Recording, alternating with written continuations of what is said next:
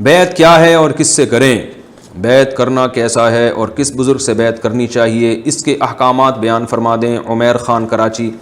دیکھیں بیعت کا مطلب یہ ہوتا ہے کہ آپ جیسے جسمانی علاج کے لیے کسی ڈاکٹر سے رابطہ کرتے ہیں تو وہ آپ کا علاج کرتا ہے، تو ایسے ہی روحانی بیماریاں، حسد، بغض، نماز کی پابندی نہیں ہو رہی، کوئی گناہ آپ سے چھوٹ نہیں رہا، بہت سے گناہ آپ کو پتہ ہی نہیں ہے کہ وہ گناہ ہیں، تو اور پھر دل میں اللہ کی محبت پیدا ہو جائے، تو ان تمام چیزوں کے لیے کسی اللہ والے سے بیعت ہوا جاتا ہے کہ بھئی میں آپ سے بیعت کر رہا ہوں یا کر رہی ہوں، اور میں اپنے آپ کو آپ کے حوالے کر رہا ہوں۔ حوالے کرنے کا مطلب کیا ہے کہ دینی معاملات میں آپ کو فالو کروں گا، آپ مجھ سے پوچھیں گے، مجھ سے کوئی غلطی ہوتی ہے تو مجھے ڈانٹ لگائیں، اور میں اپنی بیماریاں آپ کو بتاؤں گا جو روحانی بیماریاں ہیں۔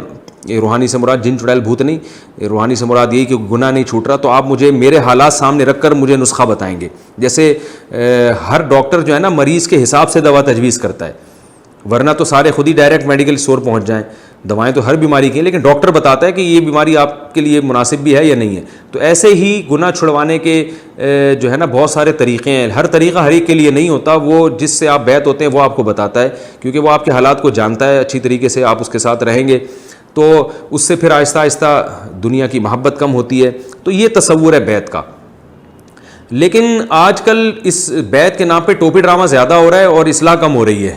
جاہل پیر مارکیٹ میں بہت زیادہ آ گئے ہیں جو اپنا مرید بنا لیتے ہیں، اور بعض دفعہ تو ماں باپ سے بغاوت پہ اکسا دیتے ہیں، آپ کو ماں باپ سے بالکل الگ کروا دیتے ہیں، اور پھر اپنی ٹوپی ڈرامے گھما رہے ہوتے ہیں۔ وہ بدعت کا اس میں عنصر زیادہ ہے۔ تو آپ جب بیعت ہوں کسی سے تو پہلے یہ دیکھیں یہ سنت کو فالو کرنے والے ہوں، یہ خود قرآن و سنت پر عمل بھی کرتے ہوں، باجماعت نماز کی پابندی کرتے ہوں، خواتین کے معاملے میں محتاط ہوں۔ بعض پیر و مشائخ ایسے بھی ہیں کہ خواتین بھی آ کے بڑے آرام سے فری ہو رہی ہیں اور ہا ہو چل رہا ہے، اور بند کمروں میں علیحدہ کمرے میں عورتوں سے، جوان عورتوں سے ملاقاتیں ہو رہی ہیں تنہائی میں، یہ بالکل حرام ہے، ناجائز ہے۔ یہ آدمی تو خود اصلاح کے قابل ہے، یہ دوسروں کی اصلاح کہاں کرے گا؟ اس طرح کا کوئی پیر ہو تو جان چھڑائیں اس سے، بالکل جائز نہیں ہے، جہالت ہے۔ تو شریعت کو فالو کرتے ہوں، خود یا تو خود بڑے عالم ہوں یا عالم نہیں ہو تو علماء کے فتوے کو فالو کرتے ہوں، اپنی رائے نہ دیتے ہوں لوگوں میں۔ تو اس طرح سے اگر کوئی ایسے عالم ملتے ہیں تو ان سے یقیناً بیعت ہونا چاہیے جو شریعت کو فالو کر رہے ہوں۔ اس بیعت کی بڑی برکتیں ہوتی ہیں۔ میں بھی بیعتی ہوں، جو آج ٹوٹا پھوٹا اللہ مجھ سے دین کا کام لے رہا ہے تو میں بھی کسی بزرگ کے ہاتھ پہ بیعت ہوں، ان سے ہدایات لیتا ہوں اور جو ہے گائیڈنس لیتا رہتا ہوں ان سے۔ اور ایک وقت تک انسان کو اپنے آپ کو کسی کا تابع بنا کے رکھنا چاہیے۔ یہ جو آج کل چھوٹے چھوٹے بچے آ رہے ہیں اور ایک دم سے وہ قوم کے قائدین بن جاتے ہیں، یہ خود بھی ڈوبتے ہیں، لوگوں کو بھی مروا دیتے ہیں۔ تو اپنے آپ کو اپنے بڑوں کے فرما بردار بنا کے چلنا چاہیے۔